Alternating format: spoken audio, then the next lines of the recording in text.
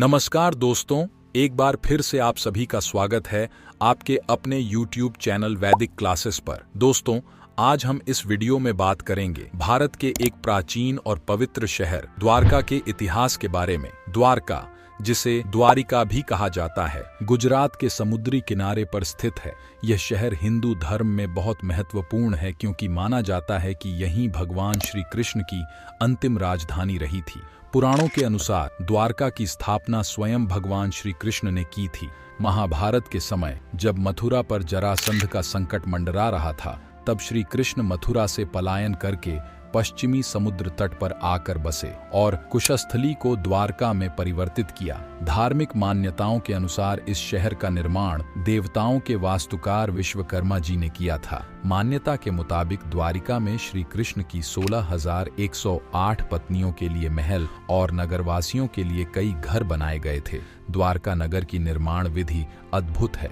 पौराणिक कथाओं के अनुसार भगवान श्री कृष्ण की द्वारिका नगरी के महल अत्यंत सुंदर और अद्वितीय थे।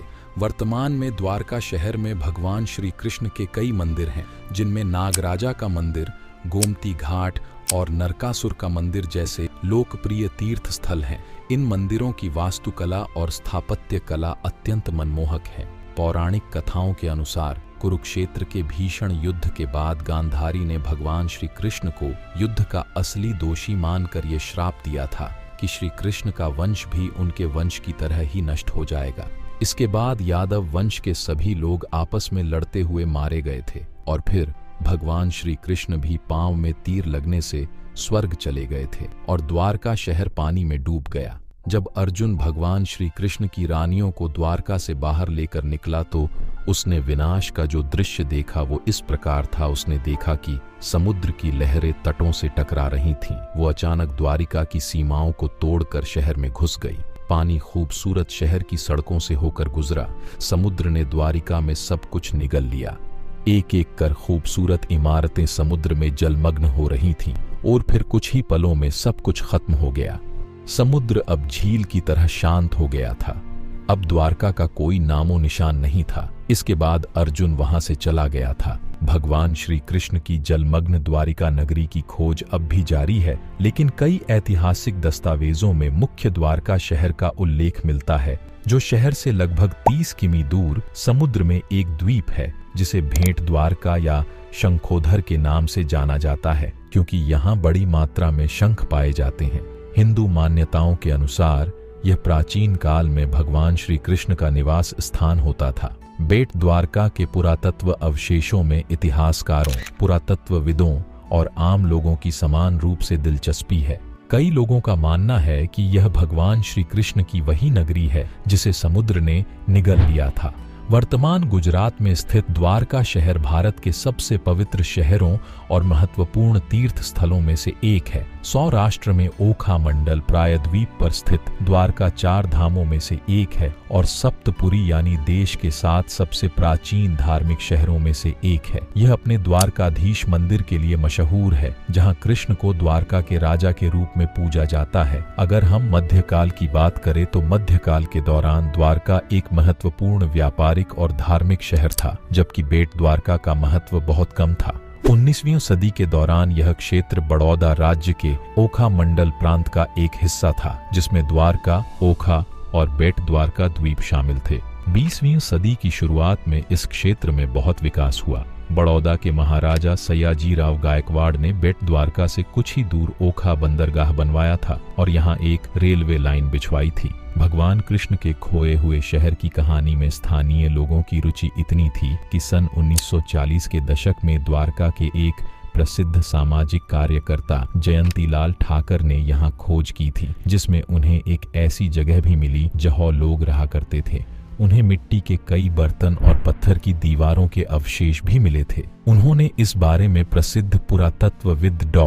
H.D. सांकलिया को बताया था। इसके नतीजे में सन 1963 में द्वारका में पहली बार खुदाई हुई, जिसका मुख्य उद्देश्य पुरातत्व के माध्यम से द्वारका की प्राचीनता का पता लगाना था। कुछ साल बाद पुरातत्वविद S.R. राव के नेतृत्व में भारतीय पुरातत्व सर्वेक्षण ने द्वारका की प्राचीनता का पता लगाने के लिए द्वारकाधीश मंदिर परिसर में खुदाई करवाई, जिसमें 8वीं सदी से संबंधित कुछ मूर्तियां मिली थीं। गोवा की समुद्री पुरातत्व इकाई राष्ट्रीय समुद्र विज्ञान संस्थान ने सन 1921 से 82 में बेट द्वारका के तटवर्ती इलाकों में खोज की थी। इसमें प्रारंभिक ऐतिहासिक काल और प्रोटो ऐतिहासिक काल के संरचनात्मक अवशेष पाए गए थे, जिससे लगता था कि तट के किनारे एक शहर के अवशेष हो सकते हैं। इसके बाद तटवर्ती स्थलों के अनुरूप 2 डाइविंग जोन खोज के लिए चुने गए। इस तरह सन 1933 से लेकर सन 1990 तक राष्ट्रीय समुद्र विज्ञान संस्थान की समुद्री पुरातत्व इकाई ने द्वारका में समुद्र तट से दूर समंदर के अंदर खोज की, जिसका नेतृत्व प्रसिद्ध पुरातत्वविद S.R.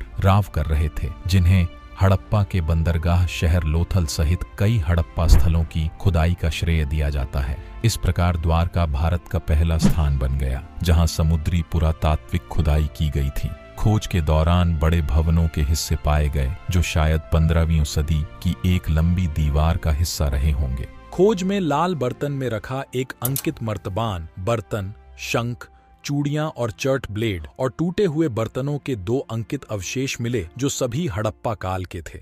दिलचस्प बात यह है कि बेट द्वारका में बहरीन के प्रभाव वाली एक सिंधु मुहर मिली थी, जिस पर बैल, गेंडा और बकरी के 3 सिर वाला एक मिश्रित जानवर बना हुआ था। सन 1984 में द्वारका में प्रसिद्ध समुद्र नारायण मंदिर के पास एक जलमग्न बंदरगाह खोजने के उद्देश्य से खुदाई की गई थी। खुदाई में इमारतों के बड़े बड़े हिस्से मिले। बाद की खुदाई में कुछ दिलचस्प चीजें और मिली। खुदाई में त्रिकोणीय और आयताकार लंगर मिले, जिनमें 2 या 3 छेद पाए गए थे, जो संभवतः लकड़ी के खंभों को ठीक से खड़ा करने के लिए थे, ताकि उन खंभों में रस्सियां बांधी जा सके। दिलचस्प बात यह है कि इस तरह के लंगर कांस्य युग में साइप्रस और सीरिया में पाए गए थे। खोज से यह नतीजा निकला कि द्वारका कभी एक महत्वपूर्ण समुद्री बंदरगाह रहा होगा। इन लंगरों के अलावा पत्थर की छेददार चीजें भी मिली थीं।